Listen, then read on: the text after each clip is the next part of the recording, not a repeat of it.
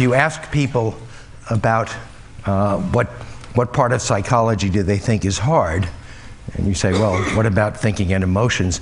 Most people will say emotions are terribly hard, they're incredibly complex, I have no idea of how they work. But thinking is really very straightforward. It's just sort of some kind of logical reasoning or something. But that's not the hard part. So here's a list of problems that come up. One nice problem is, what do we do about health? The other day I was reading something and the person said, probably the largest single cause of disease is handshaking in the West. And there was a little study about people who don't handshake and comparing them with ones who do handshake.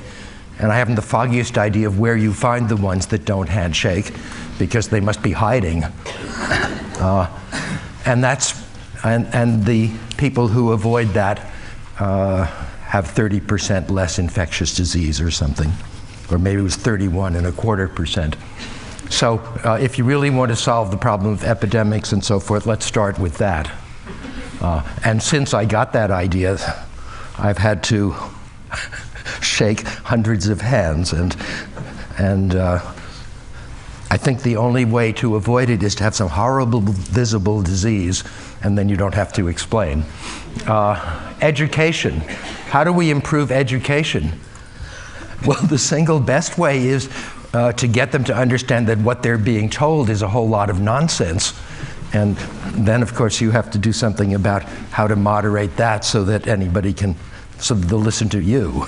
Pollution, energy shortage, environmental diversity, poverty. How do we make stable societies? Longevity.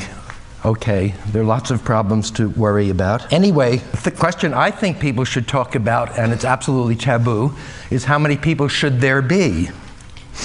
And I think it should be about 100 million or maybe 500 million.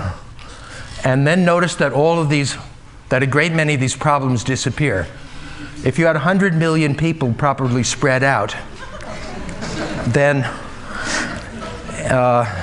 if there's some garbage, you throw it away, preferably where you can't see it and it will rot, or you throw it into the ocean and some fish will benefit from it. The problem is, how many people should there be? And it's a sort of choice we have to make. Most people are about 60 inches high or more, and there's this cube law, so if you made them this big, by using nanotechnology, I suppose, then you could have 1,000 times as many. That would solve the problem, but I don't see anybody doing any research on making people smaller. Now, it's nice to reduce the population, but a lot of people want to have children, and there's one solution that's probably only a few years off. You have 46 chromosomes, and if you're lucky, you got 23 from each parent. Sometimes you get an extra one or drop one out, but so we could skip the grandparent and great-grandparent stage and go right to the great-great-grandparent, and you got 46 people, and you give them a scanner or whatever you need, and they look at their chromosomes, and each of them says which one he likes best, or she. No reason to have just two sexes anymore either. So each child has 46 parents, and I suppose you could let each group of 46 parents have 15 children. Wouldn't that be enough? And then the children would get plenty of support and nurturing and mentoring, and the world population would decline very rapidly, and everybody would be totally happy. Time sharing is a little further off in the future, and there's this great novel that Arthur Clarke wrote twice called Against the Fall of Night and The City and the Stars. They're both wonderful and largely the same, except that computers happened in between. And Arthur was looking at this old book and he said, well, that was wrong. The future must have some computers. So in the second version of it, there are 100 billion or 1,000 billion people on Earth, but they're all stored on hard disks or floppies or whatever they have in the future. And you let a few million of them out at a time.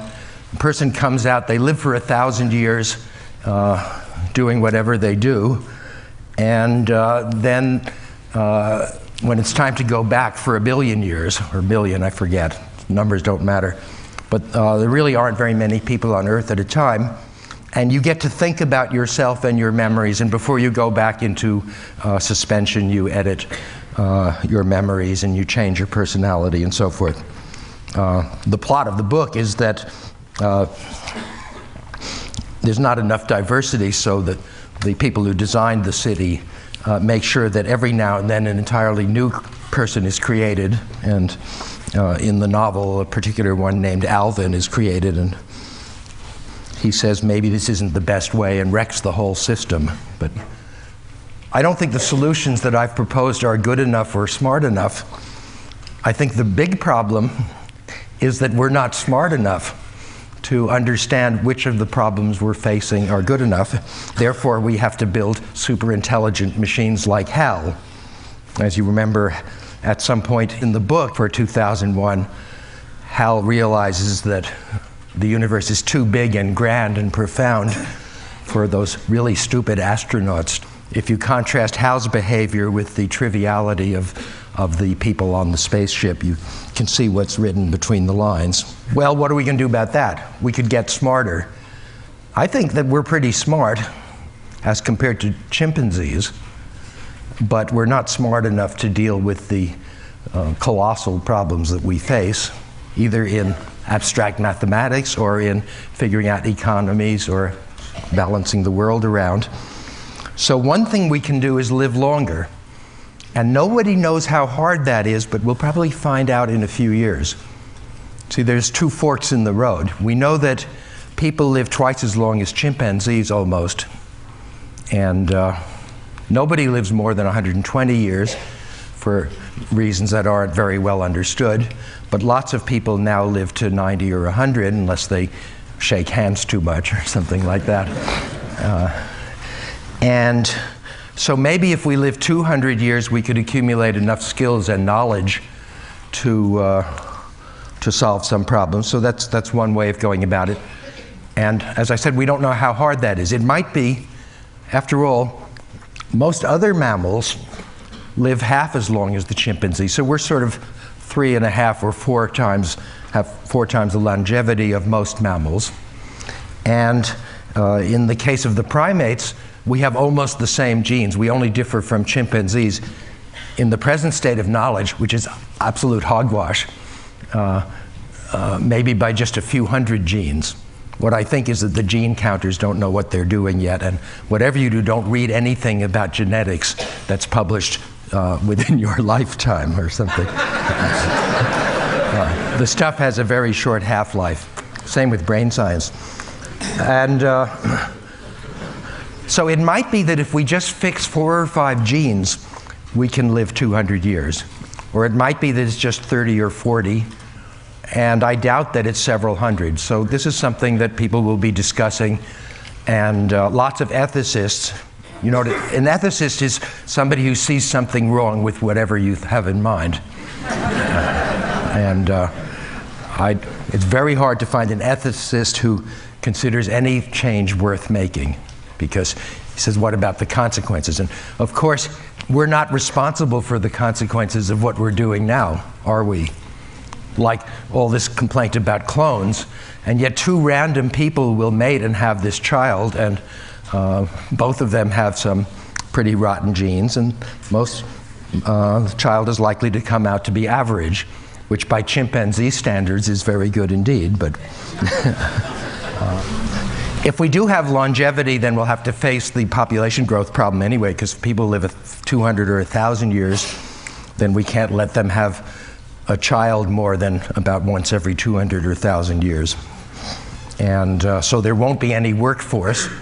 And one of the things Laurie Garrett pointed out, and others have, is that a society that doesn't have people of working age is in real trouble, and things are going to get worse because there's nobody to educate the children or to feed the old. And when I talk about a long lifetime, of course, I don't want somebody who's 200 years old to be like our image of what a 200-year-old is, which is dead, actually. You know, there's about 400 different parts of the brain which seem to have different functions. Nobody knows how most of them work in detail, but we do know that there are lots of different things in there. And they don't always work together. I like Freud's theory that most of them are canceling each other out. And so if you think of yourself as a sort of a city with 100 resources, then when you're afraid, for example, you may discard your long-range goals, but you may think deeply and focus on exactly how to achieve that particular goal. You throw everything else away. You become a monomaniac. All you care about is not stepping out on that platform. And when you're hungry, food becomes more attractive and so forth. So I see emotions as highly evolved subsets of your capability. Emotion is not something added to thought. An emotional state is what you get when you remove 100 or 200 of your normally available resources. So thinking of emotions as the opposite of, as something less than thinking, is immensely productive, and I hope in the next few years to show that this will lead to smart machines. And I guess I better skip all the rest of this, which are some details on how we might make those smart machines. And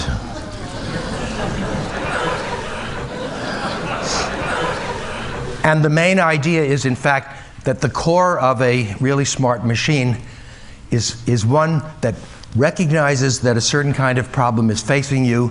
This is a problem of such and such a type. And therefore, there's a certain way or ways of thinking that are good for that problem. So I think the future main problem of psychology is to classify types of predicaments, types of situations, types of obstacles, and also to classify available and possible ways to think and pair them up. So you see, it's almost like a Pavlovian. We lost the first 100 years of psychology by really trivial theories where you say, how do people learn how to react to a situation? What I'm saying is, after we go through a lot of levels, including designing a huge messy system with thousands of parts, we'll end up again with the central problem of psychology saying, what are the, not what are these situations, but what are the kinds of problems, and what are the kinds of strategies? How do you learn them? How do you connect them up?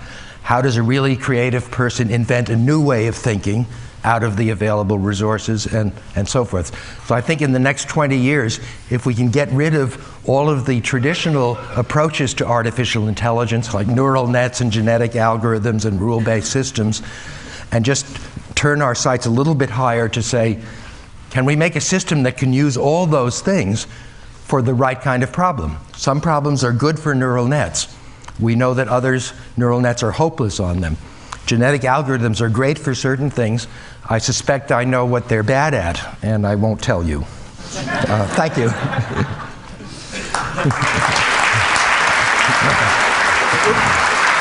Oh.